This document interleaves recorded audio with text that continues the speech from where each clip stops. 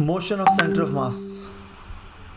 Motion of center of mass. Page number 148. Okay. So students, please open your NCERT book, page 148. Okay.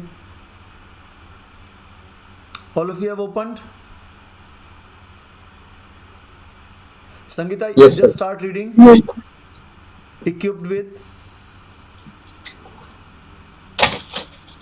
Equipped with the definition of the center of mass, we are now in a position to discuss its physical importance for a system of particles. We may rewrite as mr is equal to sigma miri is equal to miri m1 r1 plus m2 r2 plus mn rn. Differentiating the two sides of the equation with respect to time, we get m dr by dt is equal to m1 dr1 by dt plus m2 dr2 by dt plus mn drn by dt, or mv is equal to m1 v1 plus m2 v2 plus mn vn. Okay, thank you. See, so students, now as we know what the center of mass is, we are now in a position to discuss its physical importance for the system of particles. So we had the equation 7.4d. So you can look back at equation 7.4d. So 7.4d, what was 7.4d? So r was equals to, means this is the position of vector position. So how do we write the vector position of a point? If this is the coordinate xy, suppose, so this length is r. Okay, so this length is r, and so it's directly joining that point from the origin, that gives you the position vector. And how you are writing this position vector? So this to reach here at this point, another way is that you will move along this x-axis. So here it will be xi cap, this vector, so this vector plus this vector, and this vector is your yj cap. So r vector is equals to xi cap plus yj cap. So that's how we write the position vectors. So the position vector here, your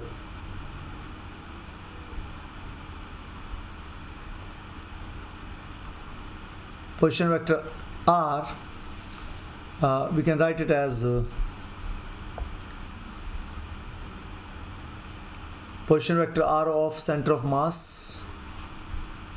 We can write it as sigma mi ri. So instead of so when we have the general coordinates, it was sigma mi xi. So instead of mi xi, here it is r. So the first change the vector sign over there, and here also it is the vector sign. So we are using this, we are simply multiplying means it with, so this is this m has gone this side. Okay, and this is how we get mr is equals to sigma mi ri. Okay, and now what is this sigma mi means? Sigma mi means sum of all the masses. So sum of all the masses, and so that's the meaning of sigma mi, means m1 plus m2 plus m3 into and plus so on up to mn, and multiplying it with this position vector. So that was the mass, but how you will be expanding it? Put I is equal to 1, so m1 r1, put I equals to 2, m2 r2, put I equals to 3, and put I equals to n, so mn rn. This is what you get over here, divided by m. So this m goes that side, and you will get this equation. Is this clear, students? So differentiating both sides with respect to t, with respect to t. Now earlier we were doing integration, now it's differentiation. Integration, in short, if I tell you, integration means we are summing up, and differentiating means we are finding the slope. Okay, so these are the so its symbol is like d by d, and here like it was dx over here inside, and here I have dx over here. So d by dx, here it was so I put like you are finding x dx, so here it is or x square into x square dx, so like you are integrating x dx. So here how you will be writing it in differentiation, so you will be writing it as dx square by dx. Okay, and here this was equals to adding this power by 1 and dividing by that power, but here this power comes in front and this power is reduced by 1. So that's the formulas for differentiation and integration. Okay, so now differentiating both sides with respect to t. Why we are doing this? Because we want to find out ultimately the point that we are discussing, that this external force, if you are applying on the body, where will it be acting? So obviously it will be acting on the center of mass on the body. So that is so F extended is equals to m into a. This is the formula that we have done till now. So what will the change when I'm taking the so whole mass of the body?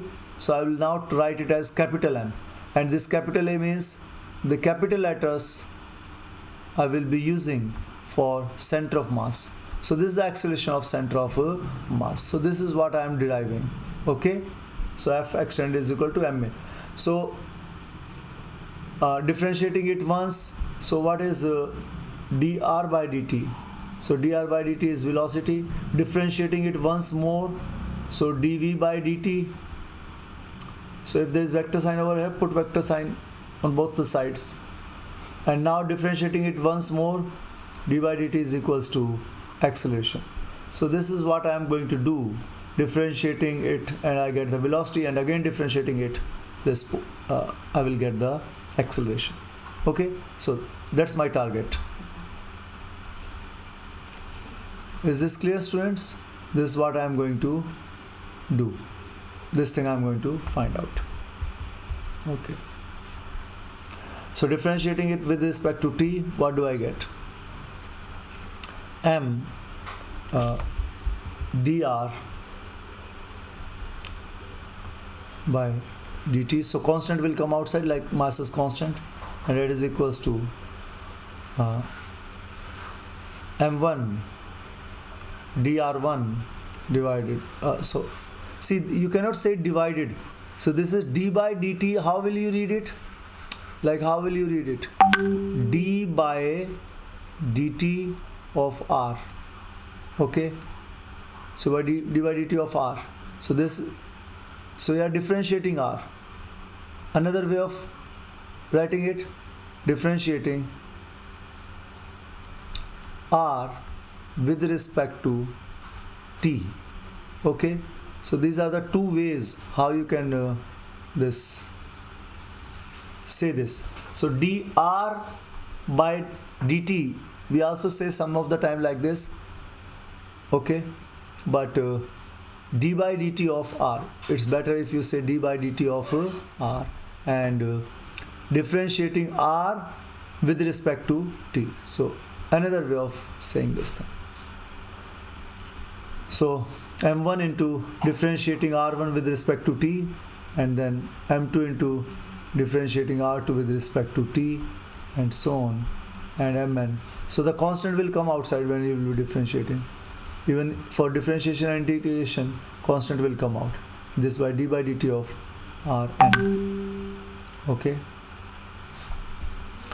Now, as I told you that this will be equals to velocity. So what this will become?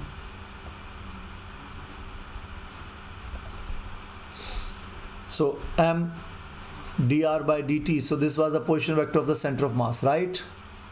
Yes, this is how we started. This is the position vector of the center of mass. So so what velocity I will get here? This is the velocity of the center of mass, indicating with capital letter. Okay, so this is mv is equals to now m1 velocity of the first particle, and then m2 v2 velocity of the second particle, and so on, and mn into what is this? This is the velocity of nth particle. So that's what we get. Now again differentiating it with respect to t, because this is what we are supposed to do to reach acceleration. Differentiating again with respect to t. Okay, what do we get? We get the same m dv by dt is equals to m1 into dv1 by dt plus m2 into dv2 by d by dt of v2 plus mn into d by dt of vn. And what do you get from here? So this is capital V, students. So this is capital and these small r for the particles. Okay, so whenever there is anything capital, so it's for the center of mass, like capital M, small m is for the particles. This so this is your suppose center of mass of the body. So I assume that the whole mass is concentrated at this point. So when I'm applying the force, this point has mass m, like the mass of the body, this point. Okay, so whole force is acting on this mass. So I use capital letters for this.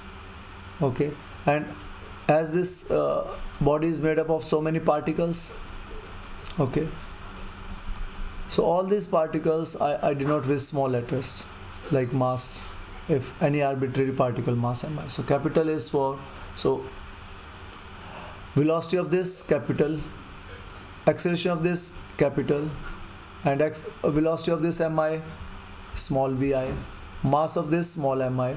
So small is for the particles and capital is for the center of mass. Now what this will be equals to? So capital M means mass of the whole body. Okay, also the center of mass. So mass means mass of the whole body. So, and on the center of mass, you can assume that center of mass has mass m, this point object. So it's easy for us to do the calculations.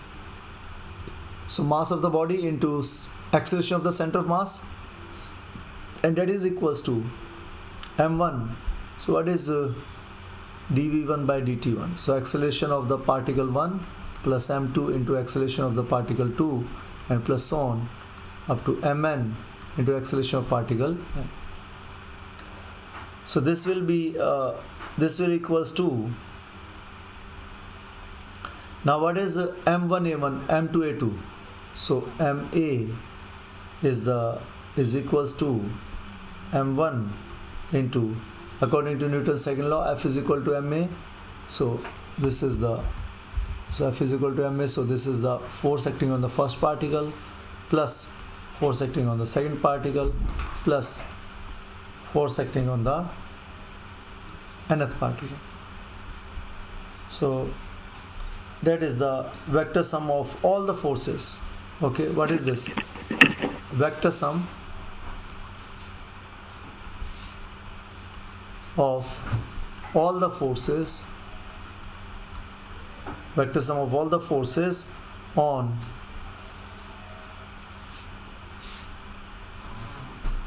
all the particles. So if I typically ask you about what F1 denotes,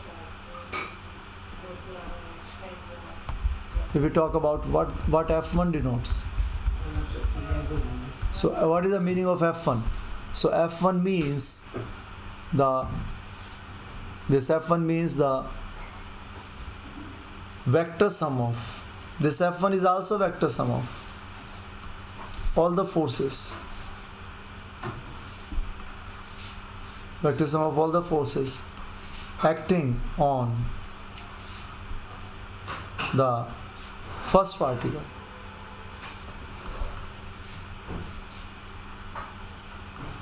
This F2 is vector sum of all the force acting on second particle, and Fn is vector sum of all the force acting on the nth particle. Okay, now we will read again from the book. Joel, you can read second column. We have done up to equation 7.10. Now second column of page 148. Can you read? Yes, sir. Okay. Thus the total mass of the system of particles. Thus, the total mass of a system of particles times the acceleration of its center of mass is the vector sum of all the forces acting on the system of particles. Yes. So if you take it as a whole, so F1 plus F2 plus F3 plus Fn, so that is the vector sum of all the forces acting on the system of particles. Okay. Note, when we talk of the force F1 on the first particle, it is not a single force, but the vector sum of all the forces on the first particle. Likewise for the second particle, etc. So Among these F2 is the sum of all the force acting on the second particle, right, and so on. Yes. Among these forces. Among these forces, on each particle there will be external forces exerted by bodies outside the system and also internal forces exerted by the particles on one another. We know from Newton's third law that these internal forces occur in equal and opposite pairs, and in the sum of forces of equation 7.10 their contribution is zero. Only the external force contribute to the equation. We can then rewrite equation 7.10 as Okay. ma equal to F external. Okay. Thank you. So students, uh, this this whole is the vector sum of all the forces. So this ma will be equals to,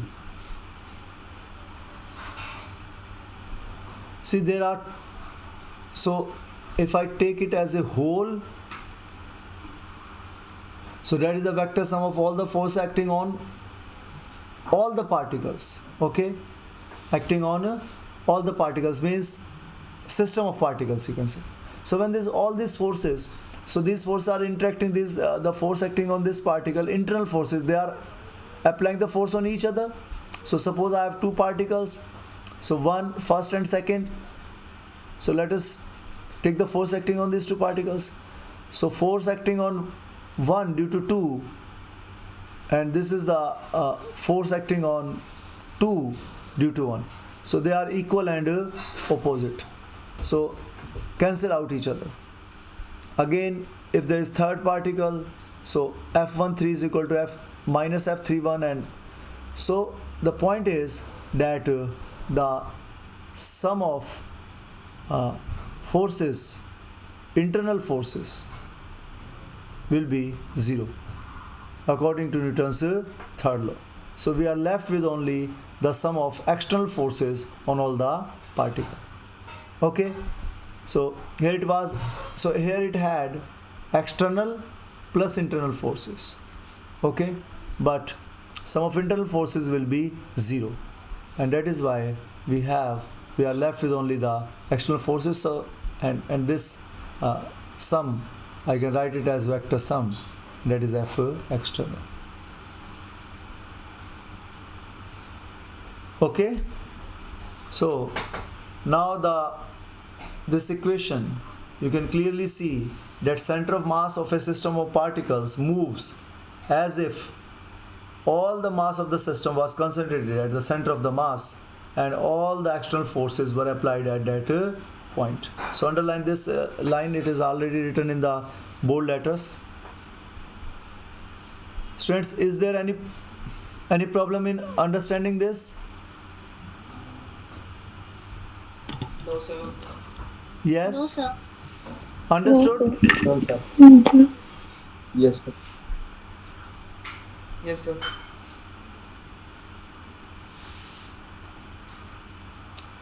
Note it down. Now, Mansi, you can read. Yes, sir. Equation 7.11 states that this is what we have done. Next paragraph, notice to determine. Notice to determine the motion of the center of mass, no knowledge of internal forces of the system of particles is required. For this purpose, we need to know only the external forces.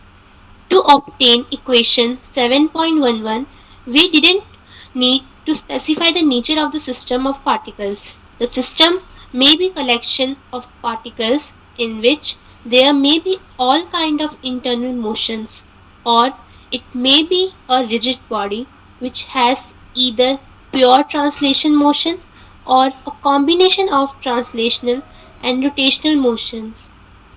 Whatever is the system and the motion of the individual particles, the center of the mass moves according to equation 7.11.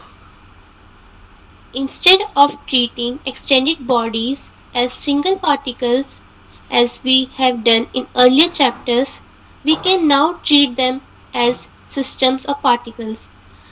We can obtain the translational component of the motion, that is, the motion of the center of mass of the system, by taking the mass of the whole system to be concentrated at the center of the mass, and all the external forces on the system to be acting at the center of the mass. Okay, students, have you understood this? Okay, thank you, Mansi. Thank you, sir. So this is the same, means telling it in another words that the center of mass of the system of the particle moves as if the whole mass was concentrated at the center of mass, and all the external forces were applied at that point. Okay, now Karthik, you can read. This is the procedure.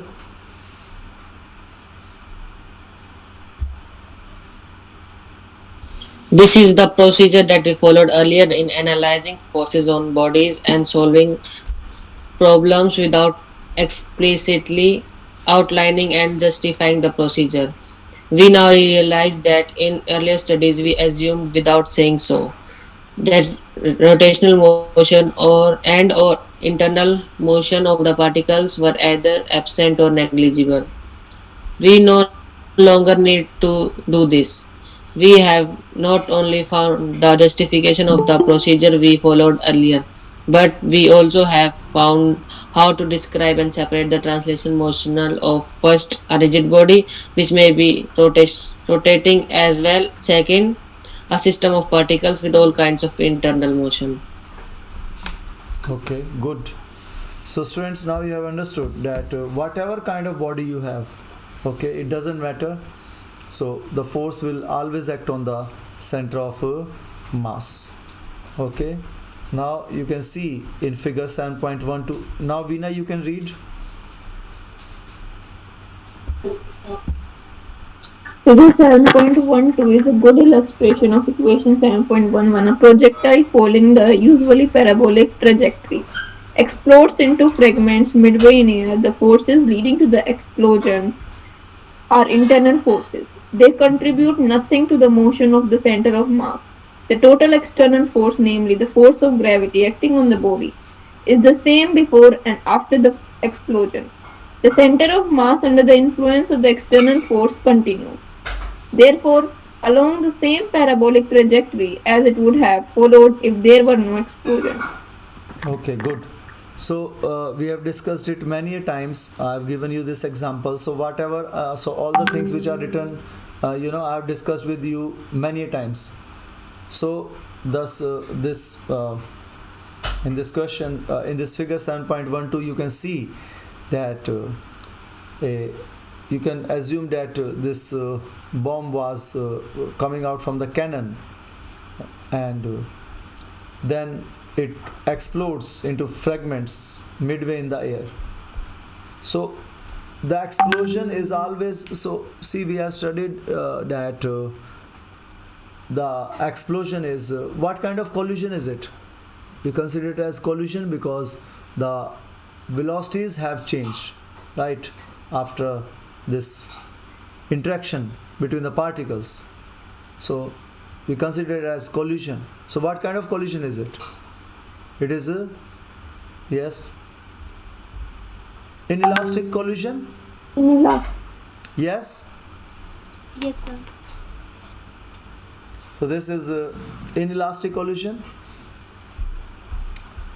and because kinetic energy is changed, even kinetic energy is increased. Okay, so the potential energy stored is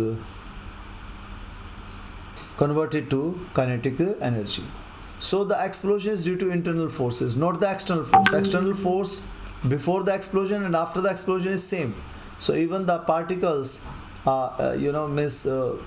are moving in different direction, but the path of the center of mass that you can see with the dotted line, it will remain the same.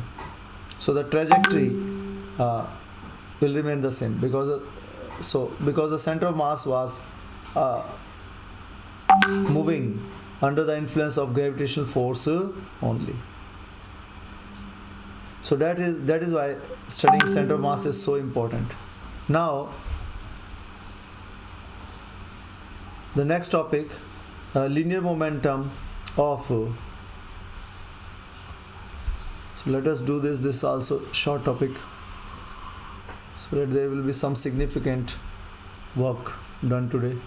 So linear momentum of a system of particles.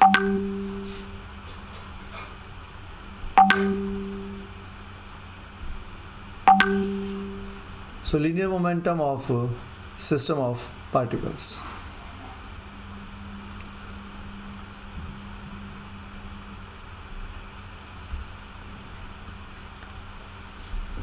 So now we have for a particle we have P is equals to mv.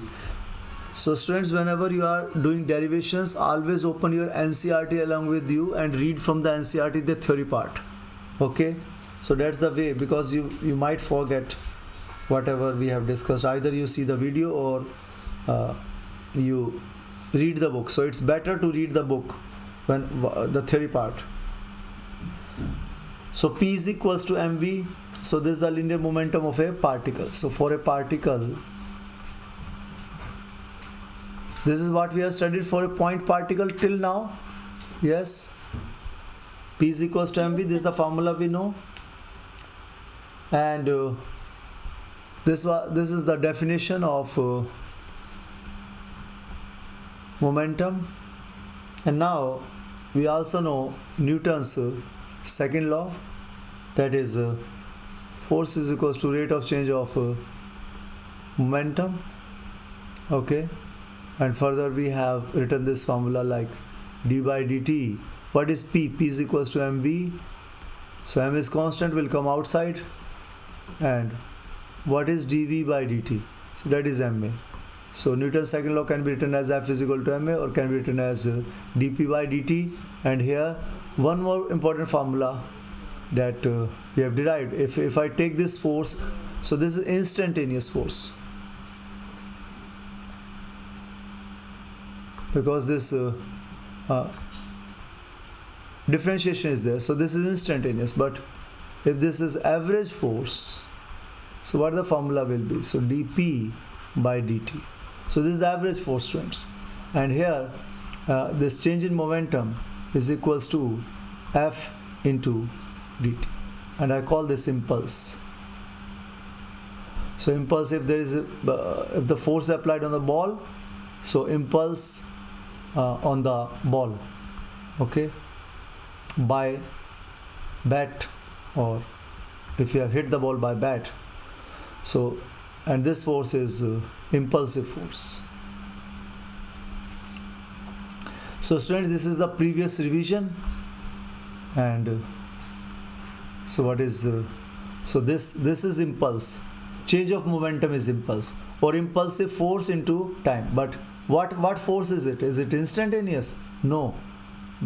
Here, whenever this change you are studying, so that force, average force, this is so average impulsive force that is applied for time delta t. So I'm taking the average of it. So this impulsive force is okay. So now we have the force F, which is so these are the formulas that we have studied till now for a particle, but now we are studying with system of particles, right? So all the formulas that we have done for the single particles, we are writing them in the form of a system of particles.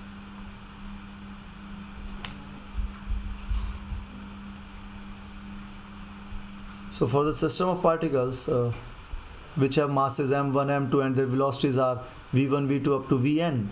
So for a system of n particles, the linear momentum of the system is defined. So this is definition to be the vector sum of all the linear momentums. So for n particles, so here I will be writing for the system. So for the system I will be using the word capital P. So that is equals to P1 plus P2 plus. So what is this P? This is the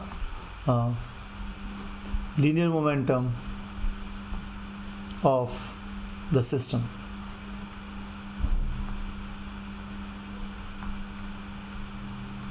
Students, please write it down along with me, okay?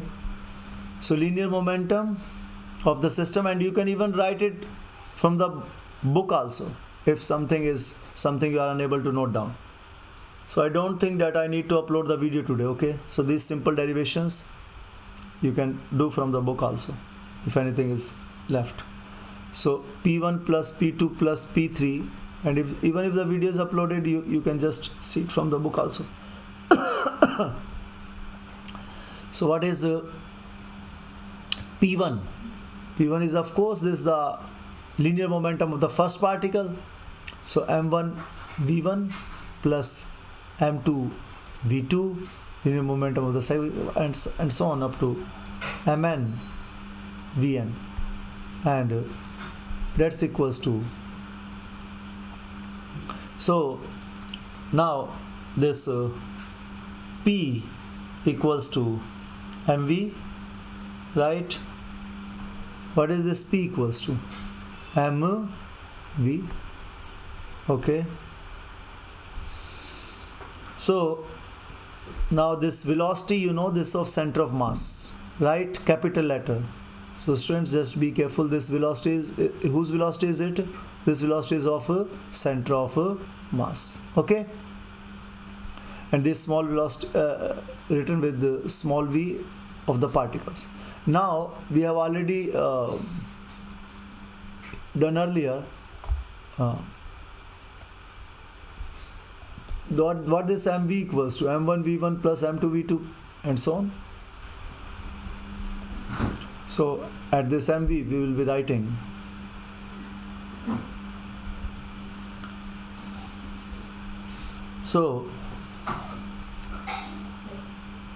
thus the total momentum of the system particle is equals to the product of so underline this line from your book.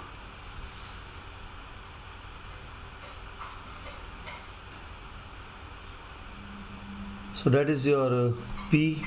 So P is equals to mv equals to this. So thus the total momentum of the system of particles is equal to the product of the total mass and velocity of the center of mass. Okay. See how we can write it.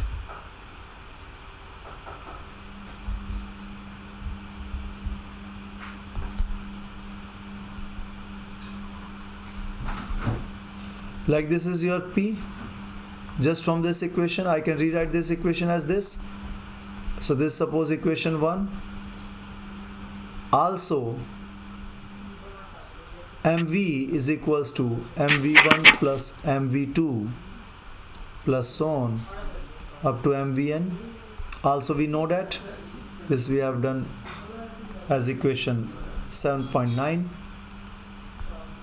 so this equation 2. So comparing 1 and 2, so their right hand side is same, so their left hand side will also be same. That is equals to P is equals to MB. Okay, so mathematically you can write it like this. So thus the total, this equation tells us that the total momentum of the system of particles is equals to the product of the total mass of the system and velocity of the center of mass. Now let us differentiate. So this is equation number 3. So differentiating 3, so from here to here, so differentiating 3 with respect to t. So what do I get? I get dp by dt is equals to m into dv by dt, right? So m is constant, will come outside. And what is dv by dt equals to? That is your acceleration of the center of mass. So that is equals to ma. And what is ma equals to? That is your F external. So this can be written as dp by dt is equals to F external force, because sum of internal force is 0, so we're left with the external force. So this was the we started with this Newton's second law for the particles. So here this is so for a particle it was small p, but now for the system of particles we have capital P. Okay, so that's the difference. And here instead of force, so it was also external force, so here I am writing external clearly because sum of internal forces is 0. Okay, so same formula, students, there is no change. And now suppose if the sum of external force on the particle is 0, so with a special case here, what if the F external is equals to 0? So if F external is 0, then this dp by dt will be equals to 0. So there is no instant rate of change of linear momentum. So what does this mean? So formula of differentiation, x raised to the power, if it is you are differentiating it with respect to t, so here you need to write tn. So the formula was n into tn minus 1. But if you are finding d by dt of 2, so that is a constant value, so its derivative is 0. Why? Because this is you are writing here y, so y equals to 2, so this line y equals to 2, so this line. So what is the slope of this horizontal line? Slope of this horizontal line is 0. Okay, so differentiating nothing means you are finding the slope of the curve or the line. Okay, so this is 0. If F external is 0, it means you are not applying any external force. So this derivation of d by dt of p is 0. It means p is constant, because here I need to have constant, then only the differentiation can be 0. So students, p, this is, so don't get confused between small and capital P. This is for the system of particles, so this is of course capital P. Okay, so this P is equals to constant. P is not changing. If no external force, no change in momentum. Okay, so force brings the change in momentum, but if there is no force, there will be no change in momentum. Okay, so now we'll just who is going to read? Veena, you can read. Thus, when the total external force acting on the system particles is zero, Thus, the total momentum of a system of particles is yes, is zero. is equal to the product. Uh, From where I have to read, sir? no. Below the equation 7.18a, we have just completed Okay. 7.18. Thus, when the total external force acting on a system of particle is zero, the total linear momentum of the system is constant. This is the law of conservation of the total linear momentum of a system of particles. Because equation 7.15, this also means that when the total external force on the system is zero, the velocity of the center of mass remains constant. We assume throughout the discussion on system of particles in this chapter that the total mass of the system remains constant. Note that on account of internal forces, that is, the forces exerted by the particles on one another, the individual particle may have complicated trajectory. Yet, if the total external force acting on the system is zero, the center of mass moves with a constant velocity. That is, Okay. moves uniformly. Thank you. Just wait. So, if this external force is zero, so linear momentum is constant. And what is this linear momentum? Linear momentum P is equals to mv. So it means mv is constant. So if m is constant, so it means v is also supposed to be constant. So v is constant. Obviously, this is also Newton's first law, that if there is no external force applying, the state of the body will not change. So it will keep on moving with the constant velocity. So this v is constant, right? If no external force acting on it. And if there is no change in velocity, means the body will, the center of mass will keep on moving in the way it is moving, like you have done this case of the explosion. So here this bomb exploded here. So the center of mass was actually, if this bomb doesn't explode, so this is the center of mass will move in this direction only, right? So, but even if there is explosion, still there is no impact on this center of mass. Means if you have particles like here, and if they drop down on the earth, and if you find their center of mass, it will lie here only. Okay, so that is what does this mean, that the velocity is constant. So here their horizontal velocity was constant, and there was no change in the trajectory due to external force. So the path was not changed. It was as like it was moving with the impact of earlier gravitational force. So now suppose we have this figure 7.3a. So you can say that I have a heavy nucleus, radon, and it splits into, it is moving in this direction, and it splits into two parts. So this is split into two parts, and this is helium, and this is Rn. So this is radon, Rn, and this was your radium. So radium was decaying into the helium particle and the radon particle. Okay, so we also call it the helium nuclei as alpha particle also. If this is nuclei, we call it alpha particle also. Okay, so they are moving. So as this explosion is due to internal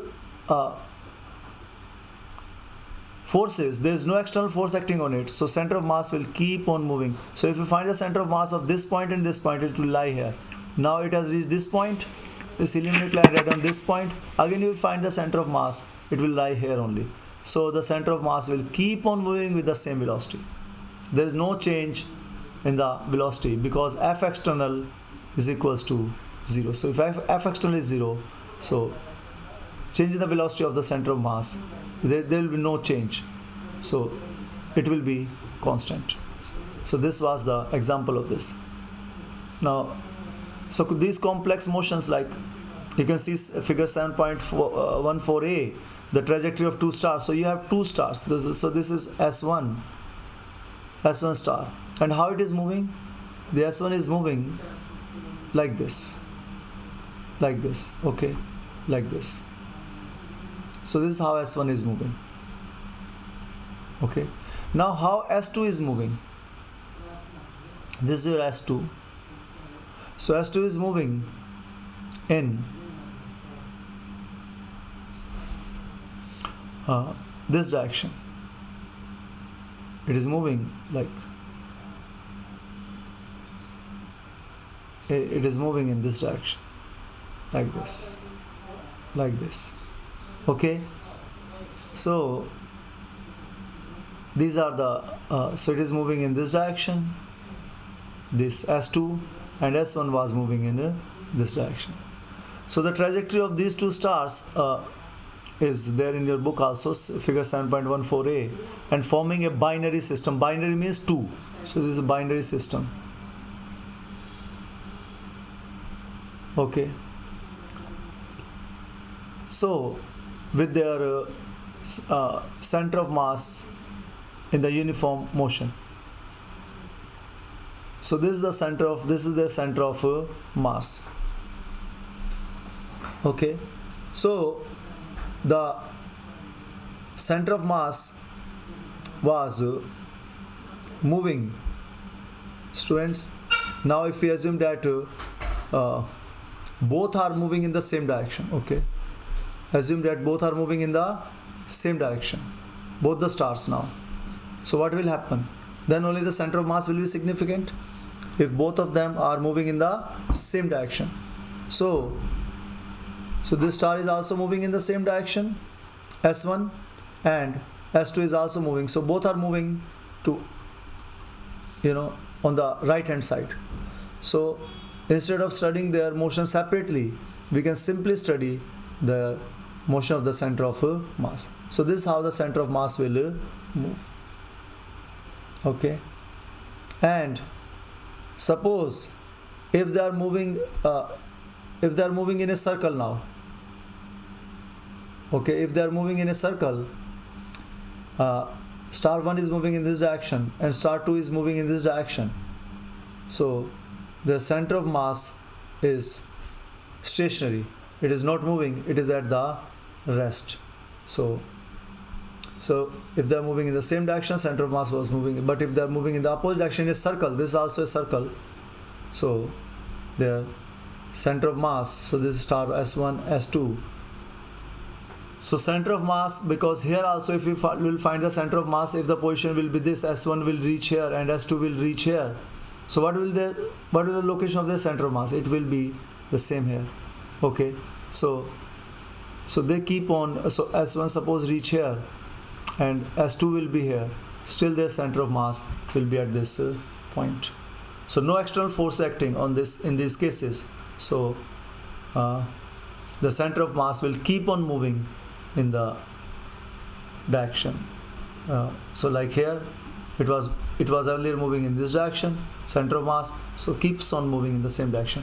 But here, as the center of mass is at rest, you can say. So these masses are moving, stars are moving, but center of mass is at rest. Okay. So students, just read this page 150 theory all by yourself. Okay. I hope you have noted it down. Yes, sir. Yes, sir. Yes, Okay, sir. students.